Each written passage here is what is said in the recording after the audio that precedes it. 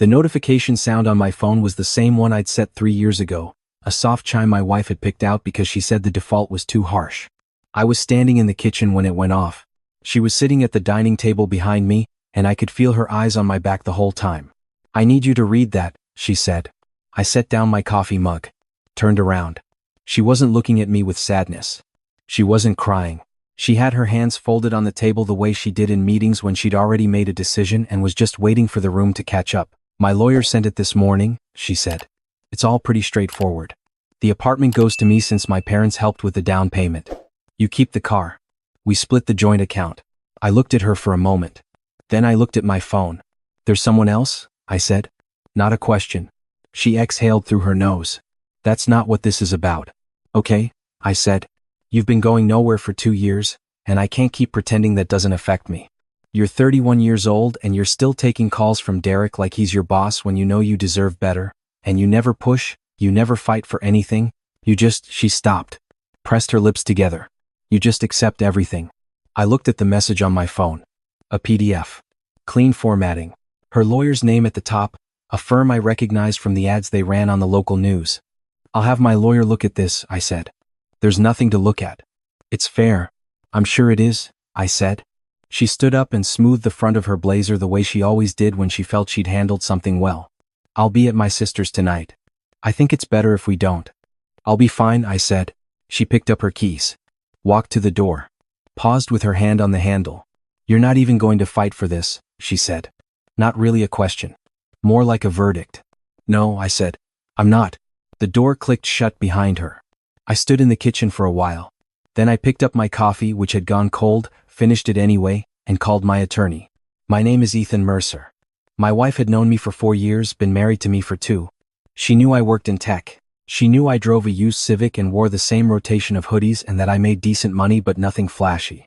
She knew I played chess on Tuesday nights with a group of guys she found boring, and that I took long walks alone and came home smelling like fresh air and said nothing about where I'd been. What my wife did not know was that those Tuesday nights were board meetings. What she did not know was that the hoodie I wore most often had a small iron-on patch on the sleeve that belonged to a company she had never heard of, because the company was registered in Delaware under a holding structure that hadn't been public-facing since 2019. What she did not know was that the decent money she thought I made was a salary I paid myself on purpose to look like a mid-level engineer, because I'd learned a long time ago that the moment people knew what you were worth, they stopped seeing you clearly. Derek, the man she assumed was my boss, was actually my employee. He just didn't know I knew that he'd been meeting my wife for lunch every Thursday for the past 4 months. I'd been watching. Not out of jealousy. Out of patience. There's a difference. The attorney I called was a man named Philip, who had been handling my business interests since before I met my wife. He picked up on the second ring. "She filed?" he said. "Her lawyer sent something this morning. Forwarded to me." "Already did." A pause. I could hear him scrolling. "This is her parents' attorney, Ethan. He's a real estate guy. He has no idea what he's looking at. I know. The apartment she wants to keep. It's owned by—" "I know, Philip." Another pause. "So you want to proceed?" "Yes," I said. Quietly. "Like we planned. I want to be honest about something. I am not a cruel person. I didn't sit in that kitchen and feel satisfied.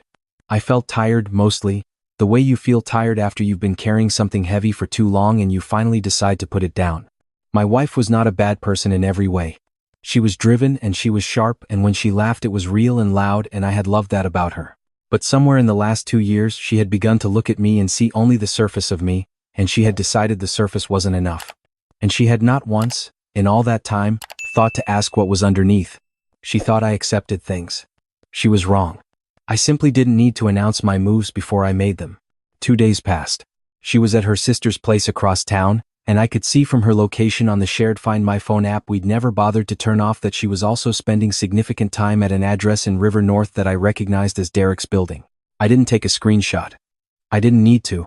Philip already had people documenting everything, quietly, professionally, in the way that things get documented when they eventually need to hold up somewhere official. On the 3rd day, Derek called me at work.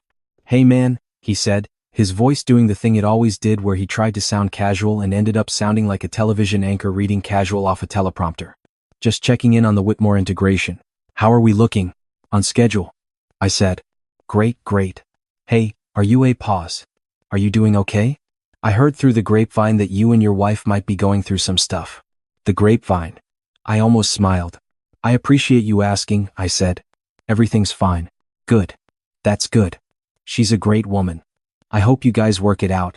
Thank you, Derek, I said. I'll have the Whitmore report on your desk Thursday. I hung up and looked out the window for a while. Then I went back to work. Here is something nobody tells you about having money and not showing it. You learn who people actually are. You learn it faster and more completely than almost any other method available. When my wife and I met, I was already doing well. Not extraordinary yet, but well. I drove the used Civic on purpose. I split tabs evenly. I did not mention the investment portfolio or the stake in the software company I'd co-founded at 24 or the small warehouse property in Evanston that my grandfather had left me and that I had quietly held on to while the surrounding area developed into something considerably more valuable. I wanted to be known before I was wealthy.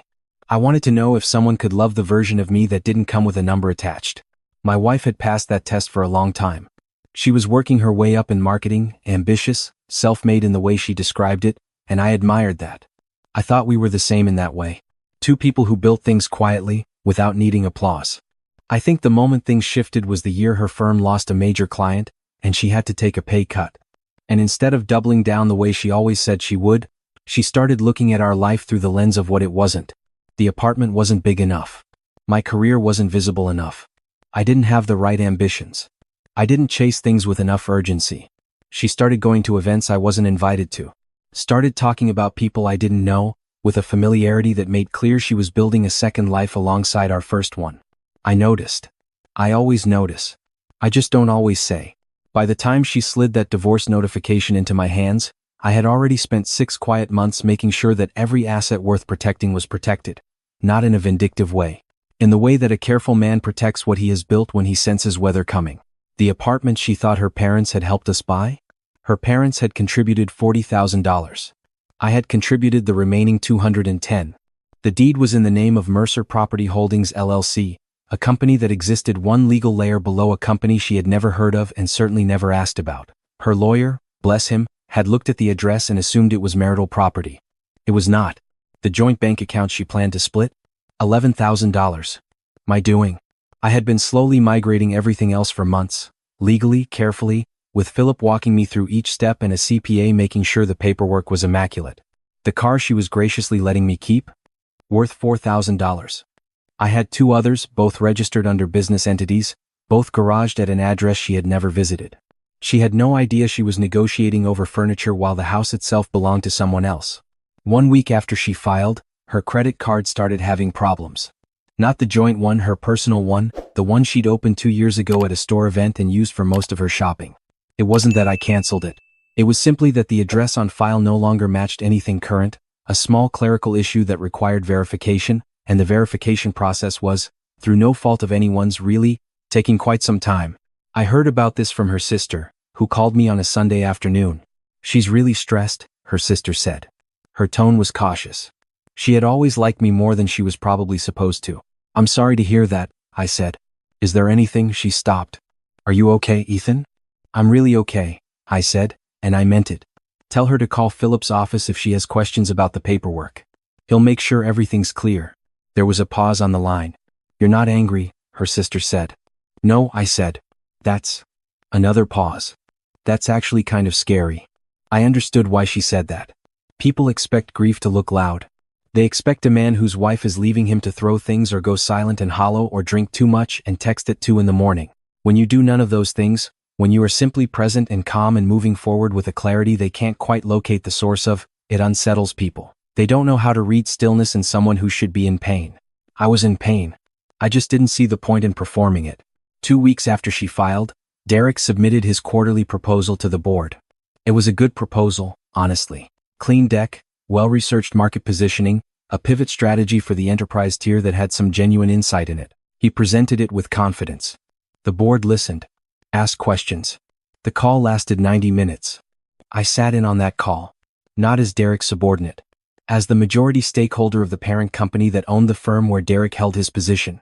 He didn't know I was on the call. That's the thing about holding structures. When you own something through 3 layers of entity separation, your name doesn't always appear on the invite list.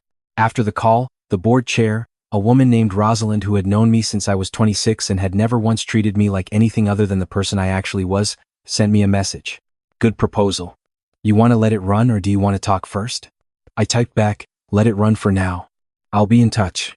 I want to be careful here. I did not sabotage Derek's career. I want to be precise about that. What I did was stop actively protecting it. There is a difference, and the difference matters. I had been, for 2 years, quietly absorbing decisions that might have reflected poorly on his leadership. Covering gaps. Routing winds in his direction. Not because I was weak or passive, but because I had decided, at the time, that a stable company was worth more than credit, and I was willing to be invisible to get it. When I stopped doing that, it wasn't revenge. It was just accuracy. The record would finally reflect what was real. My wife, meanwhile, was beginning to understand the shape of what she had stepped into. It started with the apartment. Philip's office sent a formal notice to her lawyer. The property in question was owned by Mercer Property Holdings LLC, which was not a marital asset and had never been listed as such in any of our joint filings. Her lawyer called Philip. Philip explained, politely, thoroughly, and with documentation. Her lawyer called back the next day, sounding considerably less certain of himself. Then it was the car. She had suggested in her filing that the vehicle should be listed for sale and the proceeds split. Philip responded by noting that the vehicle was registered to her personally. A detail she had never paid attention to when I'd arranged the registration to simplify insurance, and that therefore any proceeds would be hers entirely. No split necessary. She called me that evening. I don't understand what's happening, she said. Her voice was different, not sharp the way it had been at the kitchen table. Something underneath the sharpness was starting to show. Philip can walk you through anything you're unclear on, I said. Ethan. She stopped. I could hear her trying to find the version of this conversation she had prepared for. Can we talk? Normally? Without lawyers? We can talk, I said. What do you want to know? A long pause. The apartment. I didn't know it was in a company name. You never asked?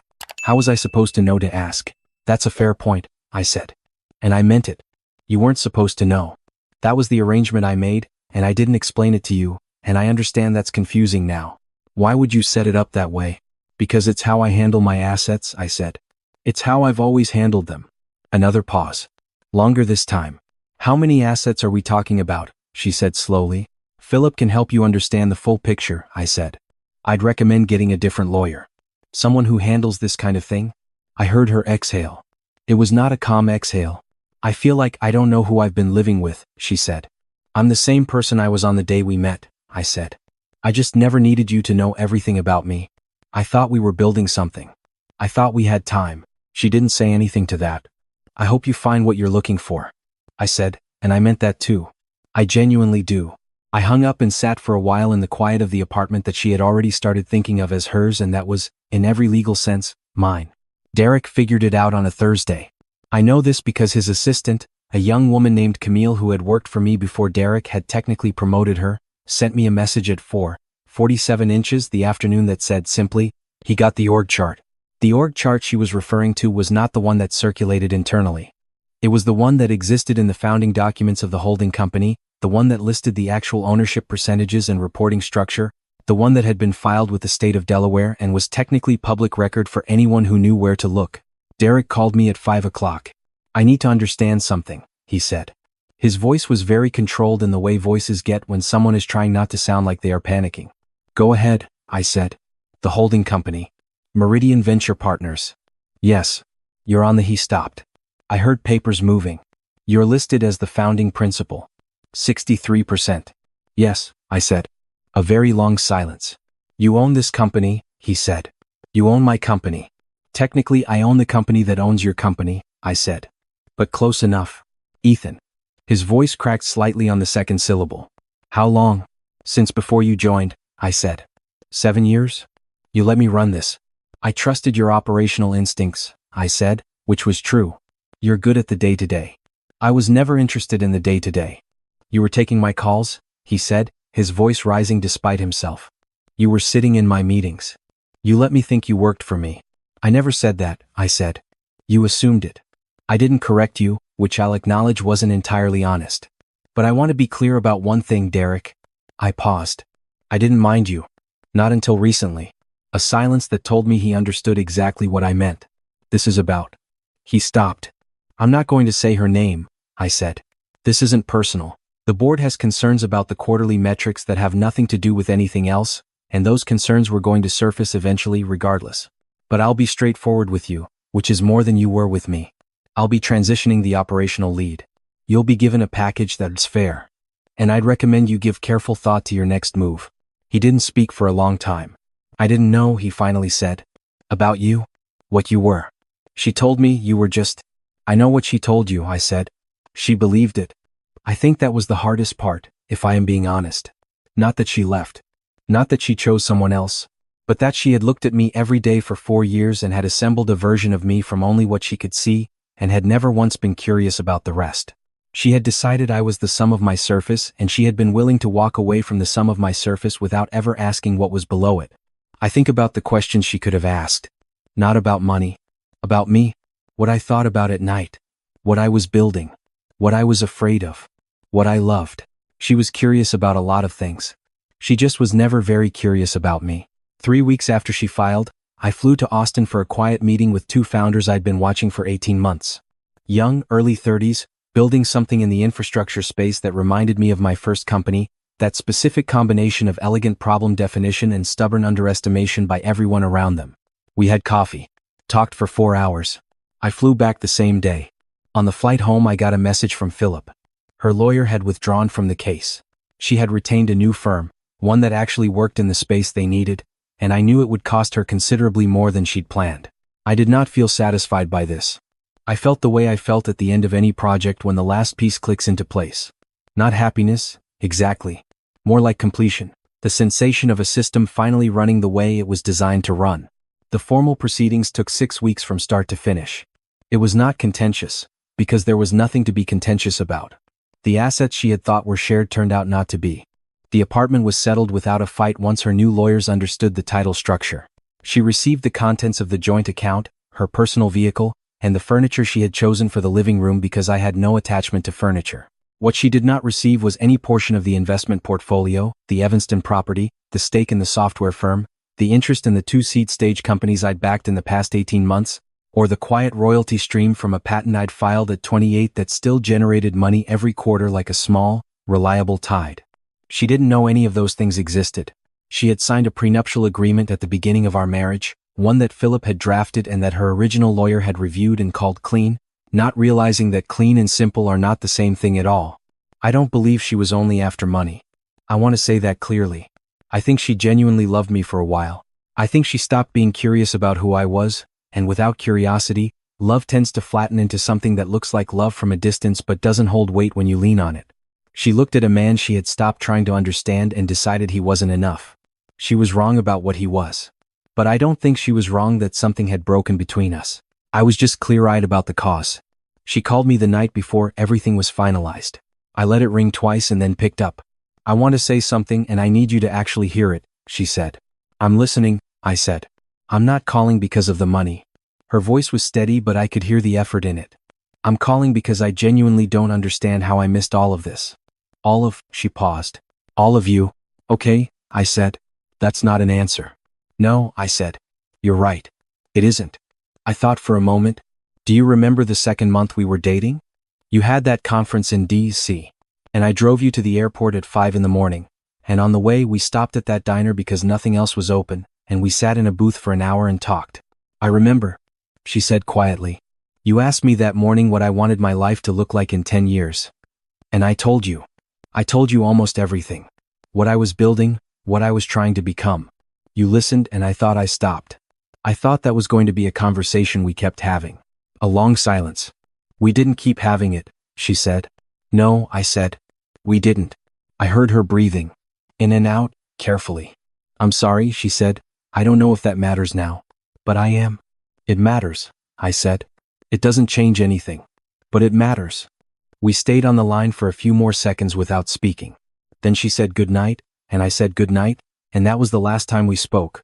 The day after everything was finalized, I drove out to the Evanston property, the old warehouse my grandfather had left me, which was no longer a warehouse but a mixed-use building I'd had developed 2 years into our marriage without mentioning it to anyone outside of Philip and my contractor. I sat in my car in the parking lot for a while and looked at it. My grandfather had been a quiet man. He ran a printing business for 40 years and nobody in our family knew until he died that he owned the building, the equipment, 3 other properties, and a small brokerage account that had compounded untouched for 2 decades. He had just gone to work every day, done his job, and built things.